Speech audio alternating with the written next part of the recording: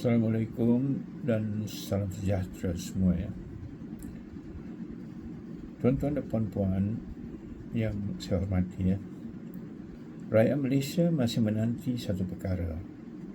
Kebenaran untuk arwah Zarah Karina. Sudah berbulan-bulan prosiding inquest berjalan. Saksi demi saksi tampil memberikan keterangan, bukti pun semakin jelas. Tapi tiba-tiba muncul satu lagi permohonan baru nak bawa pakar psikiatri forensik. Kenapa sekarang ya? Kenapa bukan dari awal? Dan lebih penting, apa sebenarnya tujuan langkah ini? Rakyat memerhati dengan mata terbuka. Kami bukan menolak sains, bukan menolak kepakaran, tapi kami menolak helah yang kelihatan seperti satu cubaan melengah-lengahkan keadilan. Inquest ini sudah cukup panjang ya. Sudah cukup banyak masa dibazirkan untuk ulang perkara yang sama. Siapa nampak? Siapa dengar? Siapa soal Zarah malam itu? Sekarang, bila tekanan makin tinggi, bila nama Cycle 19 muncul, bila persoalan kegagalan warden pentadbir mula timbul, tiba-tiba fokus dialih daripada soal siapa bersalah kepada soal keadaan mental arwah Zarah. Apa maksudnya? Adakah mereka mahu mengatakan arwah sendiri yang bermasalah? Adakah mereka mahu meletakkan beban kepada anak kecil berusia 13 tahun yang sudah tiada untuk membela diri? Itu tidak adil.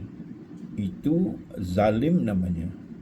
Itu menyinggung rasa keinsanan kita semua sebagai ibu bapa dan rakyat yang punya hati nurani.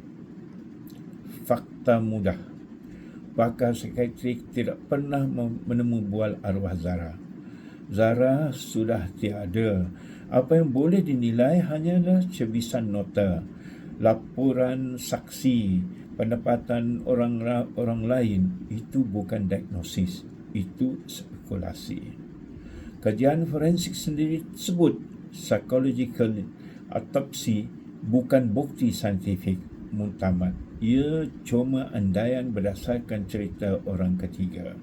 Jadi, kenapa perlu tambah pakar, tambah masa, tambah kos dan tambah luka keluarga yang masih menunggu jawapan?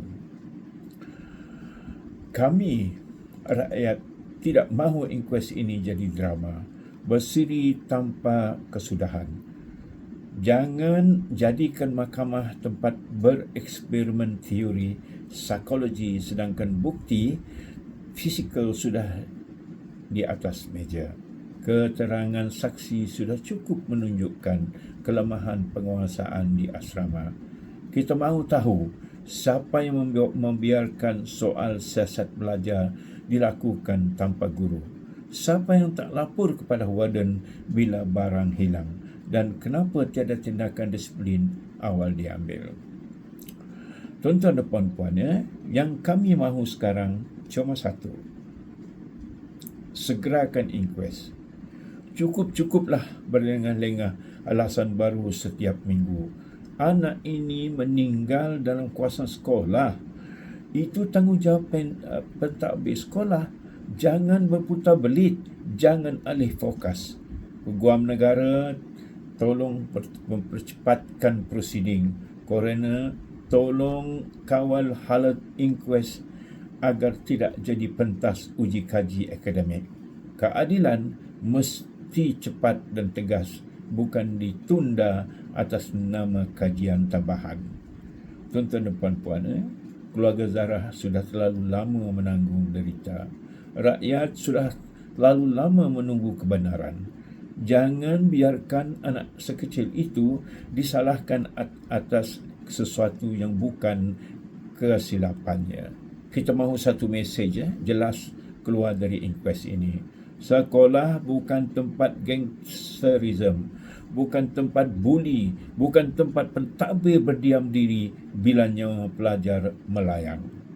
Keadilan untuk Zahra bukan sekadar slogan, ia ujian untuk seluruh sistem pendidikan dan undang-undang negara. Hentikan drama psikiatri, hentikan alasan, tegakkan kebenaran sekarang.